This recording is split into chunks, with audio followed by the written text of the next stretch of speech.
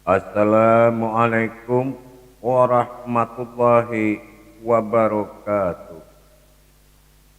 Alhamdulillah, alhamdulillahi rabbil alamin. Assalatu wassalamu ala asrafil anbiya'i wal mursalin, Sayyidina wa maulana Muhammadin. Asyhadu an la ilaha illallah wa asyhadu anna Muhammadar Rasulullah. Allahumma shalli ala Sayyidina Muhammad, Muhammadun musyabil wal ikram, ya wal jalil wal ikram. Wa tahirin wal mujahidina amma ba'du. Ibadallah.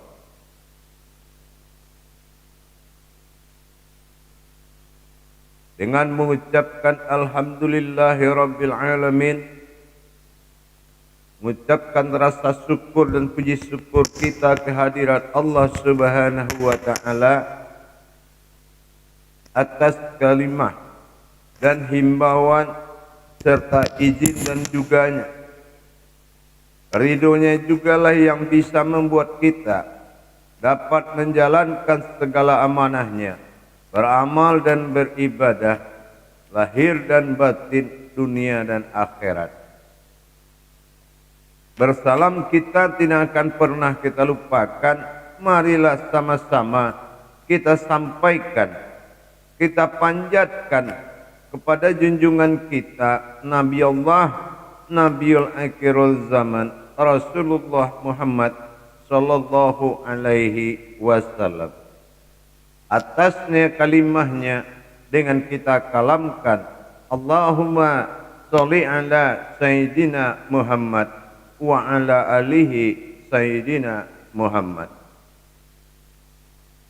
Alhamdulillah, bersyukur kita kepada Allah atas segala limpahan rahmah hidayahnya, serta dengan izinnya juga kita dapat menjalankan amanahnya, beramal dan beribadah dunia dan akhirat. Bersalam juga kita tidak akan pernah kita lupakan. Marilah sama-sama kita sampaikan kepada junjungan kita Nabi Allah, Nabiul Akhirul Zaman, Rasulullah Muhammad sallallahu alaihi wasallam.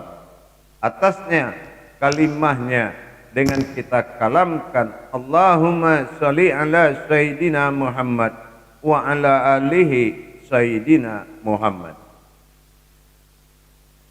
Bertemu lagi dengan saya, Guru Mursyid Syekh Nur Muhammad Buya Irwan Maulana Al-Khalidi. Tentunya dalam YouTube kesayangan kita, Buya Pasaman Timur, dalam makom majelis zikir Ma'rifatullah, Sumatera Barat, Jakarta.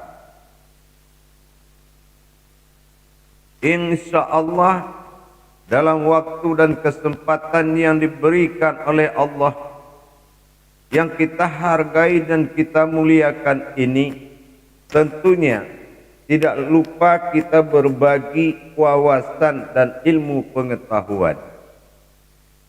Suatu keindahan besar bagi kita adalah berbagi ilmu pengetahuan pada sesama dengan tulus dan ikhlas demi meningkatkan iman dan takwa kita kepada Allah.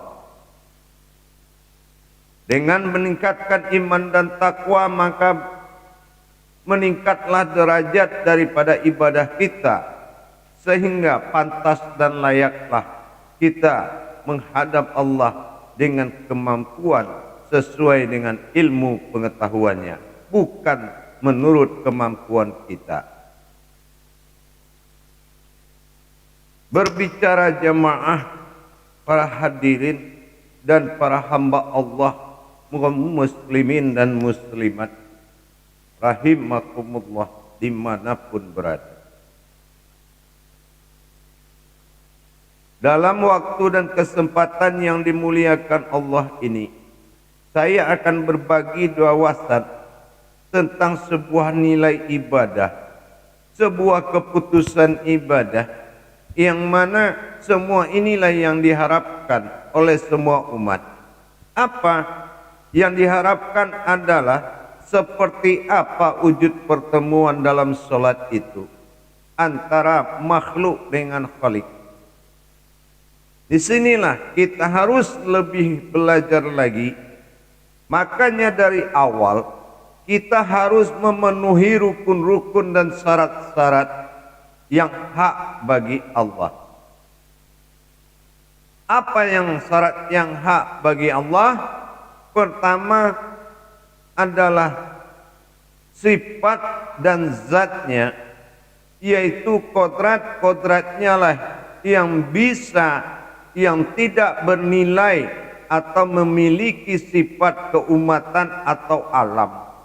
Inilah yang bisa dituntun untuk datang menghadap dalam rangka menyaksikan sebuah pertemuan.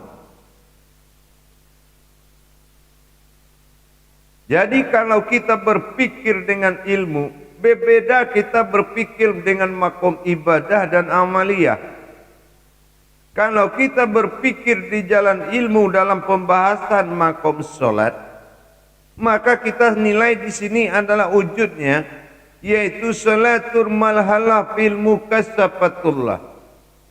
Solat itu adalah satu alat atau jalan untuk mengadakan pertemuan dengan Allah. Cuma siapa yang bisa bertemu dengan Allah? Adakah makhluk di bumi dan di atas bawah langit ini memiliki kemampuan melihat? Adakah di bawah langit dan di atas bumi ini sebuah makhluk mampu mengingat Allah? Inilah jawabannya. Jadi yang dikatakan dengan diharapkan oleh Rasulullah, tiga nilai solat umatnya. Yang pertama, bagi yang tidak berilmu, salatul marhalah fil jazadiyah. Solat bagi orang yang tidak memiliki ilmu pengetahuan, hanyalah mengandalkan gerakan jasad belaka. Yang kedua, bagi orang yang belajar dan menuntut ilmu, atau bagi orang yang sudah berilmu, solat baginya, kata Rasulullah, solatan marhalah fil mikhrabi mu'min. Solat itu adalah suatu jalan, tempat mi'rajnya orang mukmin. Artinya mi'rajnya orang berilmu. Nah, yang ketiga, bagi orang yang sudah arif dan bijaksana, telah memenuhi rukun-rukun iman, rukun ilmu, rukun takwa, maka bagi dia solat itu adalah suatu pertemuan, sebuah jalan untuk menyaksikan pertemuan dengan Allah. Ini yang dikatakan salatul marhalah fil mukasyafatullah. Maka dalam kesempatan ini, apa yang dikatakan mukasyafah?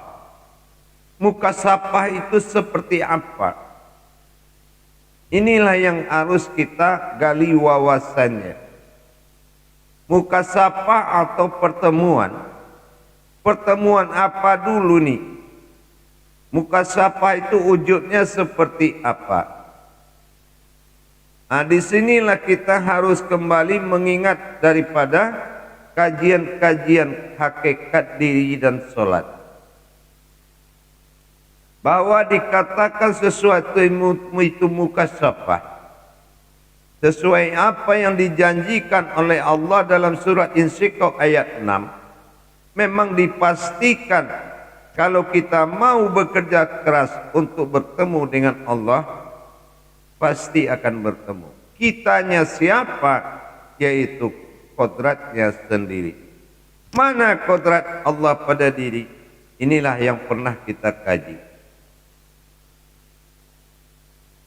Jadi para hadirin, para penonton, para jemaah, para hamba Allah yang dimuliakan Allah, titik-titik akhir dari sebuah ibadah, harapan daripada kita semua umat kita bisa mendapatkan pertemuan dengan Allah Subhanahu wa taala. Ini adalah bahasa amaliyahnya. Tetapi dalam konteks ibadah, kita hanya menyaksikan sesuatu yang diperlihatkan oleh Allah dalam kejadian fardu ain. Nah, di sini kita sudah mendapatkan tingkat kodrat mukasyafah. Mukasyafah ini, pertemuan ini ada 3. Ya, perhatikan para hadirin, para jemaah yang dirahmati Allah. Pertemuan itu kodratnya ada 3. Yang pertama, pertemuan antara kodrat Adam dan Muhammad berbentuk nur dan zat wujudnya. Nah, inilah yang akan menjadi suatu makom yang dinamakan makom ayan kerajaan. Kalau ini belum ketemu, berarti satu kodrat keumatan belum terjadi. Belum boleh dikatakan ada keumatan. Kenapa? Syarat-syaratnya keumatan itu adalah kehambaan Allah pada diri. Bukan keumatan beragama, tapi keumatan kehambaan Allah pada diri. Mana kehambaan Allah pada diri? Yaitu diri yang tidak berurat, tidak berdarah, yang tidak bersekutu dengan Allah. Ini yang pertama. Nah, yang kedua, mukasyafahnya itu adalah mewujudnya pertemuan antara kodrat Allah di dalam makom kodrat Muhammad, yang mana kita pernah sampaikan, kalau Tuhan ingin dipanggil dengan nama Allah, maka Allah ingin dipanggil dalam nama Muhammad, dalam kodrat Muhammad. Ini adalah bentuk sebuah pentajalian batin dalam rangka menghimpun kerahasiaan Allah. Muhammad, Ahmad, dan Ahad. Nah, ini dia. Nah, ini pertemuan mukasyafah yang kedua. Kalau belum menjadi satu kodrat, hukum syahadat itu, yaitu syarat mutlak keumatan Allah. Siapa yang menghadap Allah itu sebenarnya? Nah, di sini dari tajali ini sudah kelihatan. Inilah yang bersifat aftar. Kalau sudah Allahumma sholli ala sayyidina Muhammad, berarti aftar sudah. Aftar itu apa? Bersifat Tuhan dalam hukum yang banyak. Ada Tuhan yang pada ilahi nas, ada Tuhan kepada Rabbil alamin. Ini beda. Seperti kita menilai aftar, alif pada nyata, ba'dal tunggal alif pada sir tersirat yang lenyap dalam bismillah. Ini pertemuan antara aftar dan ba'dal ini dalam wujud titik bernama ada. Inilah sebuah pensaksian apabila ma'rifatnya Allah dia telah buka untuk bisa kita saksikan. Tentunya dengan kita mentajalikan daripada batin tadi. Bertajalinya pada solat tadi, perpindahan demi perpindahan, pertemuan demi pertemuan, perjalanan demi perjalanan, kenaikan-kenaikan kodrat diri, mencari diri dengan diri, bertemu nanti bukanlah diri, tapi sesuatu yang telah berdiri. Siapa yang berdiri selain daripada Allah? Tidak ada. Wala tafarakula bismillah. Tidak ada yang berdiri, melainkan kalau sudah datang kedatangan Allah, kemilahannya kepada diri kita. Nah, inilah yang disebut dengan perjalanan tadi, yaitu mukasyafah. Bagaimana kerangka Nabi rahmatan fil alamin ini dikatakan dengan assalamualaikum ayyuhan nabi wa rahmatullah. Mana Nabi yang telah ditempati oleh Allah, dirahmati, menjadi alamnya maka inilah yang akan datang membawa segala hakikat-hakikat yang telah kita bicarakan dalam rukun dan rakaat serta seluruh kodrat-kodrat ilmu yang akan diantarkan di dalam suatu doa. Makanya Allahus Samad, tetap Allah yang meminta. Artinya di dalam sholat itu sendiri sama kejadiannya di masa Usuluddin. Karena zat tunggal, zat awal yang dijadikan sebagai umat yang pertama, dan dia meminta kepada Allah. Inilah jadinya Tuhan sebagai Tuhan setelah Allah meminta. Allahus Samad. Jadi baru kita mengkaji ketajaliannya kepada Muhammad setelah ada tuntutan permintaan kekuasaan. Kalau permintaan kekuasaan bertajalilah dalam ta'yin awal, disinilah tumbuhnya kodrat Muhammad sebagai semua awal jadi. Inilah maqamullah tadi. Jadi kalau kita yang ketiga, setelah kita mengadakan mukasyafahnya antara kodrat daripada zat dan kodrat daripada sifat ini telah menyatu, telah bernamakan Muhammad kodratnya zat Allah ini, maka pertemuan mukasyafah yang ketiga adalah antara aftar dengan ba'dal. Aftar adalah alif lam lam ha pada zatnya Allah yang bernama Allah. Yang bernama Allah adalah zat daripada diri keisanannya Allah itu sendiri yang akan menghadap kewahidannya, ketunggalannya di dalam wujud ada. Makanya satu ada jelas aftar bernama Allah, yang satu ada wujud di dalam tiada.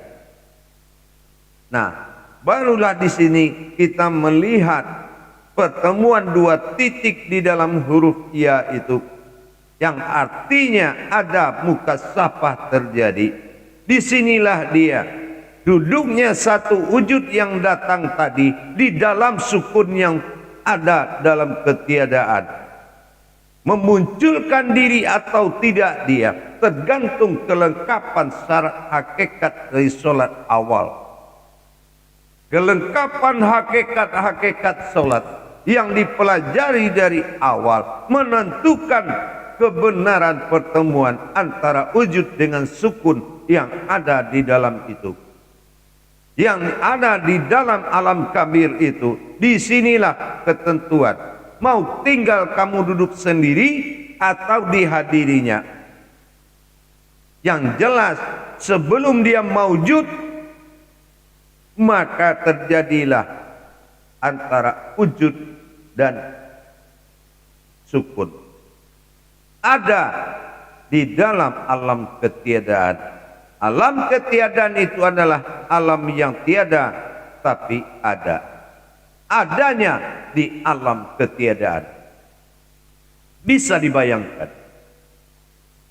Kalau utusan yang mewakili lahir batin dunia dan akhirat, zahir dan batin Allah namanya, mendatangi kekuasaan dan kebesaran tertinggi, masa ba'dal usulnya terjadi. Tuhan tunggal bernama Ilah masuk dalam batinnya billah. Disinilah wujud menemui daripada suatu kerahasiaan tertinggi di dalam ketiadaan tadi.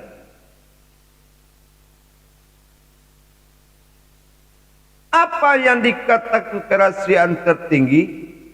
Disinilah pertemuan antara alif yang nyata dengan alif yang tidak nyata, yang disebut dengan kalam sirullah.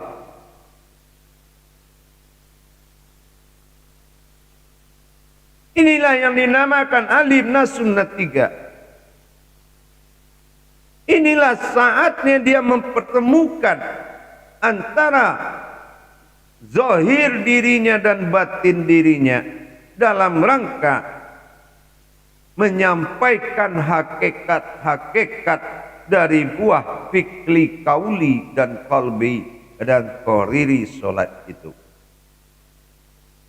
Inilah yang akan disaksikan batasan kita sebagai ruh yang berasal dari sulbi, yang dikatakan sulbi mewujud daripada kolbi. Ini perlu dipelajari. Sesosok yang tidak diketahui siapapun menjadi saksi bagi Allah, kerahasiaannya sangat tinggi. Kebenaran ketuhanan Allah pada diri adalah dalam masa pensaksian. Kalau pelajaran pensaksian penggalian syahadatmu lemah, maka kebenaran Tuhan di dirimu masih lemah. Inilah para jemaah yang dikatakan wawasan tentang mukasyafah. Insya Allah 3 kali mukasyafah wajib terjadi. Ingat, 3 kali mukasyafah itu wajib terjadi. Pertemuan hakikat pertama antara kodrat Adam Nurani dan kodrat Muhammad Rabbani Rohani wajib menjadi satu dalam wujud ayan kerajiah. Yang kedua, baru ada pertemuan antara batin Rabbani dengan diri yang dikatakan ayan sabitah tadi, ayan kerajiah. Adanya pertemuan antara batin diri kita dengan ayan kerajiah tadi, maka berdirilah satu wujud. Disinilah masuknya sifat ke dalam makomnya. Maka itulah daripada mukasyafah yang kedua. Yang ketiga, barulah kodrat daripada Muhammad yang telah mau menyimpan batinnya Allah. Setelah Adam menyimpan batinnya Muhammad, batinnya adalah Allah, maka bersembunyi Allah dalam kodrat Muhammad di dalam rangka yaitu rohaninya. Disinilah dia menghadap kepada ketunggalan ba'dalnya Tuhan yang dikatakan pada alam sir. Inilah pertemuan antara abtar dan ba'dal dalam pensaksian 3 kali mukasyafah. 3 kali pertemuan dulu. Telah terjadi maujud pertama, menggagalkan kebatilan masuk ke dalam alam batasan Allah. Itu pertama, berdirilah diri yang dikatakan hakikat, nurani dan rohani menjadi satu. Ini yang dikatakan dengan mukasyafah awal. Mukasyafah kedua, masuklah batin kepada kekodrat rohani dan nurani, menjadilah satu maujud, dinamakan abtar. Inilah kalau sudah hayat dia dengan batin Allah, maka ini dinamakan abtar. Yang mukasyafah ketiga, abtar lebur, masuk ke dalam batin, wujud sid alam batin. Itulah dia menemui yang kodrat sirnya. Nah, sunnah 3-nya tadi di dalam alam sukut. Ini luput dalam batin, batin bertemu wujud dalam sir, sir ada dalam sukun. Inilah mukasyafah terakhir dan sesuai makom solat pertemuan itu. Inilah pensaksian dari fardu ain. Inilah kesaksian kita. Hak diri kita hanya dalam batas saksi. Apa yang kita saksikan? Yang telah diperlihatkan oleh Allah dalam perjalanan hakikat itu. Insya Allah dalam tayangan berikutnya kita akan kembali berbagi wawasan lagi dalam rangka menyempurnakan hakikat Allah pada diri, dan diri yang hakikat adalah diri Allah, hakikatnya diri manusia. Insya Allah sampai kita mencapai suatu niat, yaitu berdirinya alif kepada yang alif, Insya Allah itulah kebenarannya. Syahadah ahadah. Menyatulah menjadi satu. Bukan kamu mengkaji diri lain lagi, tetapi hilang apa yang dicari dan bertemulah apa yang berdiri. Inilah suatu jalan. Insya Allah dalam tayang berikutnya kita akan berwawasan lagi dan berpengetahuan lagi. Insya Allah akhirul kalam. Wabillahi taufik wal hidayah. Wassalamualaikum warahmatullahi wabarakatuh.